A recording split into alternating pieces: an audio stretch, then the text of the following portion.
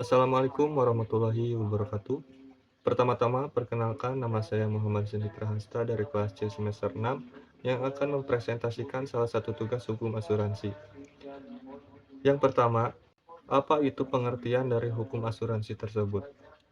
Pengertian asuransi, sebagaimana tercantum di dalam buku ke-1, bab 9, pada pasal 246 Kitab Undang-Undang Hukum Dagang adalah sebagai berikut. Asuransi atau pertanggungan adalah suatu perjanjian di mana seorang penanggung mengikatkan diri kepada seorang tertanggung dengan menerima suatu premi untuk memberikan penggantian kepadanya karena suatu kerugian, kerusakan, atau kehilangan keuntungan yang diharapkan yang mungkin terjadi karena atau peristiwa yang tidak tertentu. Definisi yang lebih luas lagi daripada definisi pasal 246 KUHD tersebut adalah definisi pasal 1 angka 1 Undang-Undang Nomor 2 Tahun 1992 tentang usaha peransuransian menyatakan bahwa asuransi atau pertanggungan itu adalah perjanjian antara kedua belah pihak atau lebih dengan mana pihak penanggung mengikatkan diri kepada tertanggung dengan menerima suatu premi asuransi untuk memberikan penggantian kepada tertanggung karena kerugian, kerusakan, atau kehilangan keuntungan yang diharapkan, atau tanggung jawab hukum kepada pihak ketiga yang mungkin akan diderita pihak tertanggung yang timbul dari peristiwa yang tidak pasti, atau untuk memberikan suatu pembayaran yang didasarkan atas meninggalnya atau hidupnya seseorang yang dipertanggungkan. Selanjutnya, tujuan asuransi. Tujuan asuransi pada awal kelahirannya, asuransi bertujuan untuk mengelola, mengalihkan atau membagi risiko. Tujuan asuransi berupa mengelola risiko di atas selaras dengan pernyataan William J.R. dan Richard M. Haynes, sebagaimana yang dikutip oleh Mansupratman 2003, yang menyatakan bahwa asuransi merupakan sarana utama untuk mengelola risiko. Dalam perkembangannya, tujuan tersebut kemudian dibagi menjadi tujuan yang bersifat sosial dan ekonomi. Tujuan yang bersifat sosial meliputi kesejahteraan anggota dan keamanan sosial, sedangkan tujuan yang bersifat ekonomis mencakup tujuan pengalihan risiko itu sendiri, yaitu kebutuhan ganti kerugian dan premi. Selanjutnya, apa itu premi, polis, nilai pertanggungan, dan klaim? Yang ke-1, premi. Premi adalah uang yang ditetapkan oleh perusahaan asuransi untuk dibayarkan berdasarkan undang-undang untuk memperoleh asuransi. Yang kedua, polis asuransi. Polis asuransi adalah surat kontrak atau perjanjian sebagai bukti pengalihan risiko dari tertanggung kepada penanggung. Yang ketiga, nilai pertanggungan. Nilai pertanggungan adalah nilai ekonomis tergantung yang dijamin oleh penanggung. Yang keempat, klaim asuransi. Klaim asuransi adalah kewajiban penanggung untuk membayar ganti rugi jika tertanggung mengalami risiko kerugian yang dijamin oleh polis. Selanjutnya, fungsi asuransi. Fungsi asuransi menurut pandangan Sri Rejeki Hartono, sebagaimana yang dikutip oleh Junayadi Gani 2013, adalah suatu upaya untuk menanggulangi ketidakpastian terhadap kerugian khusyuk untuk kerugian-kerugian murni dan bukan kerugian yang bersifat spekulatif.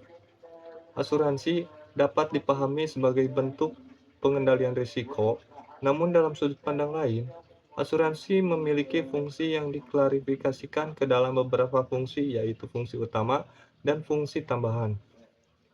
Fungsi utama terbagi menjadi tiga, yaitu pengalihan risiko, penghimpunan, dan premi seimbang. Fungsi tambahan meliputi ekspor terselubung, perangsang pertumbuhan ekonomi, sarana tabungan investasi dana, dan invisible earning dan sarana pencegah dan pengendalian kerugian.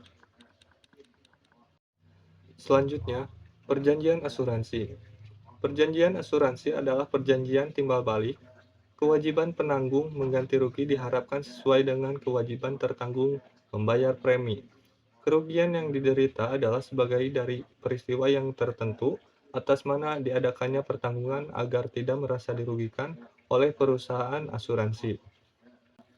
Perjanjian itu sendiri masuk ke dalam jenis perjanjian khusus yang diatur dalam Kitab Undang-Undang Hukum Dagang, di mana perjanjian asuransi wajib memenuhi persyaratan kontrak asuransi yang meliputi hak dan tanggung jawab antara perusahaan asuransi sebagai penanggung dan pemegang polis sebagai tertanggung.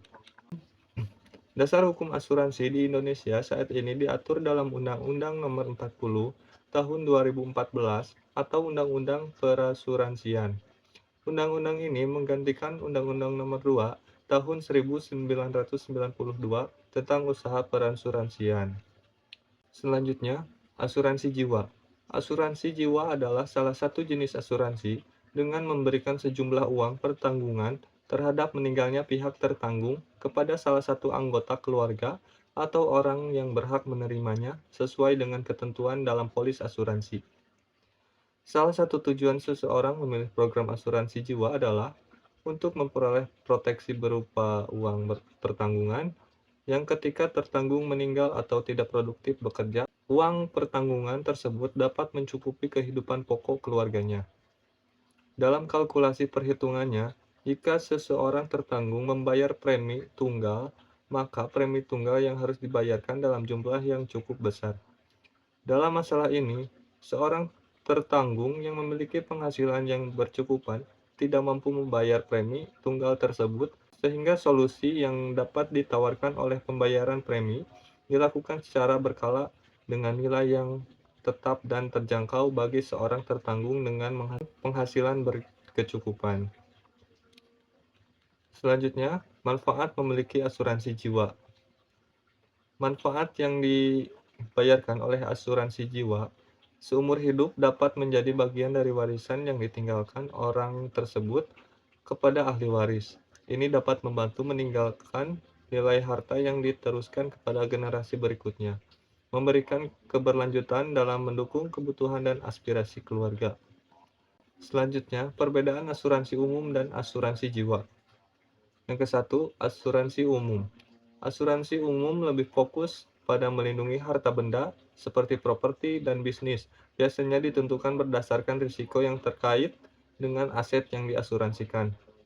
Ya, sedangkan asuransi jiwa lebih berfokus pada melindungi individu dan keluarganya dari risiko kesehatan dan keuangan. Selanjutnya, apakah polis asuransi jiwa bisa dicairkan? Beberapa jenis asuransi jiwa seperti whole life atau universal life dapat memiliki nilai tunai yang dapat dicairkan. Dalam polis ini, sebagian dari premi yang dibayarkan oleh pemegang polis digunakan untuk investasi dan dapat menghasilkan nilai tunai yang dapat diakses oleh pemegang polis selama masa hidupnya. Mungkin itu yang dapat saya sampaikan. Mohon maaf bila ada kata yang kurang berkenan. Wassalamualaikum warahmatullahi wabarakatuh.